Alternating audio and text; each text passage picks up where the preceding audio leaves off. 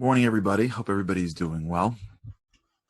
Happy Friday for those that are tuning in now. Just got word that Facebook Live isn't working yet, so this is just us on Zoom today, and hopefully we'll get this back. We'll get you the Facebook feed during the day. Big day today. Lots going on in the world. I've got a lot to talk to you guys about. I feel like every time something happens during my day now, I'm like looking forward to talking to you guys about it in the morning. We are celebrating a bar mitzvah of our son this weekend, so I wanted to share that all with you. Words are very powerful in Judaism, so if you have a minute today, just take a second and give my son a blessing from your mouth to God's ears, that he should live a happy life and a successful life and a good life, and whatever comes to your heart. I know that God's listening to your words. And we have a lot to talk about. I mean, we've been talking about vision for a very long time. And if there's one thing that is real life vision versus real, right? What's there versus what's here. If that ever manifested, it's the vision of a young boy who has, since he was, 9, 10, been looking forward to a certain type of bar mitzvah. And then all of a sudden it's totally different. It's fascinating, and I'm still processing. So I hope that by Monday we'll talk about it. Sunday we won't be having a show. It'll be his Zoom party, and then maybe we'll be back. And then we'll be back with God's help again on Monday. So yesterday we started talking about this idea of the crossover. The crossover is one of the most important features in our ability to do multiple things in life. We've got a lot going on. We've got a lot of things that we have to do every single day, and they become almost impossible to manage. And so what we do is we just let them flood into our minds. There's this technique that they use in different areas. I've seen this used in Judaism for sure. I've seen this used in more of like Eastern philosophy, in which they have you like stare at something for a brief period of time and focus your attention on just that thing. It seems almost wasteful that like you look at a flower and you have to meditate on the flower. Judaism is a practice like this where you look at a name of God. Big rabbis, Kabbalists, they look at a certain name of God and they meditate on it. And the reason why they do that, there's spiritual reasons, but at least mentally why they do that is because what they're doing is they're training their brain to be all in. If you can't control the gates of your own mind, if it's open for anybody to walk in, if your mind is an open street, then any car that just drives by. You know that feeling you get? Where like you're somewhere and then like a thought comes by. So it's one thing if some random thought comes in, because really thoughts don't come from us. They come from our subconscious. They come from wherever. There's a whole analysis and research as to where do these random thoughts come from. They come from sort of neuroplasticity, right? If every time you have a thought, it creates a connection. So if you were in camp and you were a kid and they played this one song again and again and again and again, and you're 20 years later when you hear the song, there's a neurological connection between the place you were in and that song. And so all of a sudden, like the thought pops in. So I'm not talking about like a random thought. I'm talking about when you deliberate on something. I'm talking about when you're doing something and then something else pops in, then you live in that space, then you live in that space, and then, oh my God, I got to take care of this thing and live in that space. And where you really have no control over the things that your brain will say, let's log into this now. It's like almost as if like our brains are like computers. Now it's different because the computing power is big. But for those of you who remember like 10 years ago, when like even like 15 years ago, when like, the computing power of every one of our personal computers wasn't strong enough. Do you remember like when you would have like too many web pages open and like the whole thing just freezes? And like you're like Control Alt Delete. Remember Control Alt Delete? Like That Control Alt Delete was restart for those who don't remember that. I don't know, like 10 years ago, 15 years ago. So what happened is, as laptops were making it back, and I'm sorry if you're listening to this and you're like, how old is Charlie? Like, I'm not that old. This is relatively new, believe it or not. This is a relatively, in the span of history, computers are relatively new. And I remember I was in college, I was in law school when laptops were really making it. And in the beginning, you didn't have that much computing power. So you would have like 10 pages open at the same time, and your computer would just be like, I'm done. You'd be typing, and your computer would be like, yeah, I'm done, I said. I'm totally out. You've maxed me. And you're like, well, I need you. And your laptop's like, yeah, well, you've got 4 million things going on right now. I can't handle it. Like, let's take a break. And you'd have to like Control Alt Delete, and then it wouldn't work. So you'd have to like restart the whole computer. Many times that's our lives. We've got so many web pages open in our brain. It's like we got 50 things happening every single second. And I got to go here and I got to go here. And let me leave this window open, that window open. And like, it's like nonstop. Even if you can't control it, we don't even try to control it. We don't even try to control it. My daughters, God bless them, have this thing where now my house is also a school. So, in the morning, it's a synagogue, right? Like it's like everything, thank God. Like it's classrooms at 9, prayers are at 8. So like I have my corner, and like at some point, like some of my kids are younger and not interested, and they're rocking and wrestling. And then I've got my girls who are like trying to pray in the morning. And at some point I look around, I can't find them. And they left, they went to my backyard. Each one took like a spot, and every day they pray in the backyard. I'm like, where'd you go? They're like, we just can't. Like, we just can't. Like, it's impossible. So even in the chaos, we have to look for ways to find pockets of clarity and peace. But we don't enough. And so the web pages are all open. And when the web pages are all open and our minds can drift in any which way, the muscle of mental attention is weakened. We don't appreciate that the mind is a muscle. We think the mind is like a soul, like it's a dynamic enigma that I can't control. It's not. It's big. It's the most powerful supercomputer in the history of the world. I'm not saying it's the same complexity as your abs, but it's still a muscle. It's hardware. It's not software. You are the essential self, is your software. It's your energy. Your brain is a muscle that is going to react to the world, to who the real you wants. Which means that we have to recognize that the brain is a muscle. And we have to learn how to control the muscle. And with practice, we can extend the muscle. We spoke I don't know when this was, maybe a week, although Andy, I'm sure, knows. We spoke maybe a week ago about the idea of ego depletion and willpower. At some point, we'll catalog some of these talks. This way people can find it, and if they're interested. And ego depletion is that our brain has a limited amount of willpower. Well, you can stretch that. You can't stretch it infinitely. You can stretch it. You can work it. You can maneuver it. Just like you can stretch your ability to run a marathon or do push-ups. It's harder. The brain is harder than your ability to run, but it's still malleable. That's part of the excitement of life, is that you can change your brain.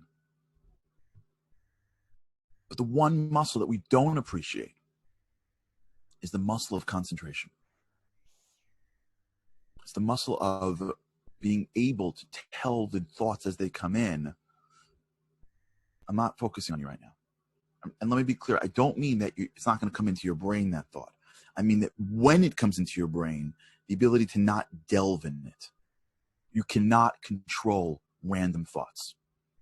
Those are not in our world. And we can delve into that later on different shows. Random thoughts. Forget it. Don't even we're not even getting there. It's when we get the random thought, how much time do we spend emotionally in it? Do we know enough? Do we appreciate ourselves enough to know, okay, I got it. I'll deal with you in a half an hour. I'll deal with you in 3 hours from now. I'm doing this now. And this comes because we don't train ourselves to be all in. This is the crossover talk of yesterday. We don't trust ourselves that if I can go all into this conversation, I can, on a dime, switch over and be all into the next thing. We don't have that confidence that I'll be able to make this up in 5 minutes from now. There's even a little part of us that thinks like, if I don't do it now, then something big is going to happen. We over-exaggerate things in front of us. This is a major sort of mental trap. Our brains are designed to navigate us through life, which is why there's survival. That's why you have to fight for vision, because vision isn't natural. To some people, they live in the clouds. But even when they live in the clouds, they don't really live in the clouds that are far enough. We live in the weeds. We have to, because our brains are built to survive. We need to opt into greatness. Greatness is a choice. It's 2.0. It's our free will that makes us great. The gift that God gave us is a brain that can get you to survive. Survival is here. Survival is the weeds. Survival exaggerates that which is in front of you, because all that does is keep you safe. Like I said earlier in the show, that's why if you've ever read a book or seen a movie and the person in each of those things or in either of those things dies, you may cry. If you've ever seen a movie of someone who dies, you may be in tears. Now, you know that person got an Oscar for dying. That person made $50 million on that movie because they die so well that we cry from it. You know the person's living in some mansion in Beverly Hills on his fifth wife because he has this much money because he's such a great, and he's so full of himself that he dies so well that it gets to his head and he can't have a relationship. And yet, when you see him on a screen, 10 years after the film, you're crying. How come? It's because the brain gets into something. It's hard to get out of it. For the moments that you're in that movie, that book, that story, that show, your brain's not like, wait a second, this isn't even real. The characters are real. People have there's a whole, I took this class in college. I took a class on, I forgot the title of it. It was so cool. I majored in, the pre-law major was poli-sci and communications. And part of the department was media studies. And I took a class in the psychological impact of media. And they had these studies of people that saw characters out of character, and they had they couldn't even like he's George Costanza. I don't understand. What else could he possibly be? And they had all these studies of actors who were amazing actors who had no ability to transition to different parts of their career, because someone would watch a movie of the actor and be like, what's Jerry Seinfeld doing in that movie? Why isn't he back in his house with Kramer and George? So this idea that we're in the weeds so much. You could not know a team even existed in college basketball, and then mid-March Madness, you're screaming at the screen for the foul call because you picked them on your bracket. Understand though that that's a great thing when you want to get to someplace, and we got to use it for our rituals, but that exaggerates things. It's dramatic when you get a phone call from your friend and it's like, she said, what? And then now it's drama and it's emotion and you're in it and it's sucking up your day and you were focused on something, and then you keep on being pulled back to that thing that really at the end of the day is an exaggerated thing that won't matter. So much of what we do really is the exaggeration of what's core. We're getting this lesson every second of our days now. So much of what we are involved in is the exaggeration of what we need to be involved in, because we run all the time. And when we allow ourselves to never discern between that which is critically important and that which is just urgent or feels important, we're always being pulled. This is a great piece that I read years ago from one of the great authors, Steve Covey. He wrote a book called 7 Habits of Highly Effective People. And in there, he has this 4-quadrant box. Maybe I'll send this out to someone. We got to figure out a way to have some kind of chat together, but we'll figure this out. Where he has in the box, like, urgent, not important, urgent, important, not urgent, important, and not urgent, not important. And he basically shows, if you look at your life, much of what we're really doing is having our brains be dragged into things that are urgent, but not important. Whereas if you put yourself and think through things that are urgent and important, or non-urgent but important, if you can discern between the two, you give yourself permission to tell the things that are not important, I got you. You put up a gate. It's such a big deal just to even try this. Practically, try this over the weekend.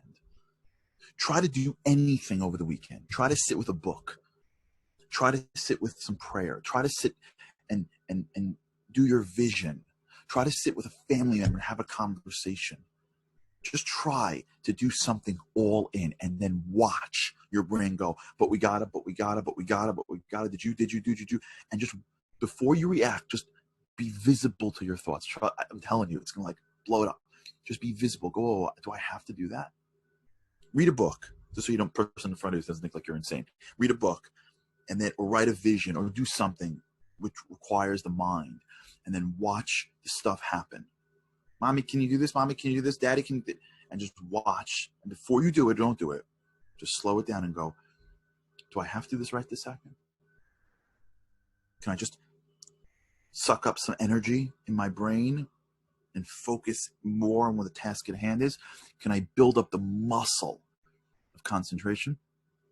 Can I start to put the first brick down in the gates that will be the gates that protect the most valuable resource I have, which is my brain, my mind.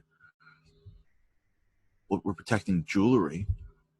We're protecting things of value to us. There's nothing more valuable that we have in our lives but our soul. But there's nothing more valuable that we have here than our minds. Are we protecting our minds? Do we have a gate up around our minds so the right stuff comes in and the wrong stuff doesn't even come in? If we don't build a muscle around our brains, our minds, how do we ever expect to go all in on something? Oh, because I have to, I forgot to. You know what that is? When you say I forgot to, you know what you're saying to yourself is, if I don't do it now, I'm never going to remember. Really? Why? Because when it happens, we don't have an ability to record it. That means our whole lives is just like reacting to things that pop into our minds. Once we appreciate that concentration is a value into itself, it's a muscle into itself, and we start to work the muscle. That's why going all in is so critical. That's why the crossover is so important. That's why it's the same. That's why it's the hardest move, as per my coach that I met on the plane yesterday. I met him a while ago. We spoke with him yesterday. It's because players don't do this because they're scared. What if I go right? I can't go left. I really want to go left, but if I go right, I'm not going left. I want to get to be left already. I want to go left already. I don't want to wait. I don't want to really fake because I want to be there already. It's our lives. But I got to do so much. I got so much to do today. But if I don't, I got to respond to the thing right away. He just emailed me. He just texted me. Someone once said to me once, I'll never forget this. It was a close friend of mine. I was working really hard on a deal once. I was running some project, and I took my family. We were blessed to go to a Passover program, and we land there, and I'm calling into the office, and he picks up the phone after a conference and goes, "What are you doing?" I'm like, no, I got to take this. He goes, aren't you on vacation with your family? I'm like, yeah, but this has to happen. This has to happen. This has to happen. And I'll never forget him. He looks at me and goes, are you an ER doctor? I'm like, no, I'm at that point, I'm like in real estate. So he says, yeah, look at the things in front of you. Really look at it. Will this be here in a couple of days? I'm like, yeah. He's like, yeah. Go focus on what's important. Back then we had beepers. Because if your beeper buzzes and you're a doctor, pick it up. Or whatever else is, whatever you are that is related to someone's emergency. If you're just picking up emails to see who's emailing you, or you're just doing things because like they're in your head, well, get it together. You're with your family now. Go be with your family. This will be here when you get back. He was right. It was. It always is. This is our goal for the weekend. Our goal for this weekend is let's start to build that muscle of all in. Try it once. Let me know how you do. Try it. Sit down and do something that requires concentration. Watch the world distract you. And just pause. Don't do anything. Just pause and see it. Start building the muscles of concentration. All right. Hope everybody is well. Looking forward to sharing. So we're off on Sunday. And I look forward to sharing with all of you the report of the Bar Mitzvah on Monday with God's help. Pray for us. Bless us. Put us in your prayers. Put us in your hearts. Because your words are really powerful. I know God listens to the words that come out of your mouth. Shabbat shalom to everybody. Have a great weekend. Looking forward to seeing you Monday.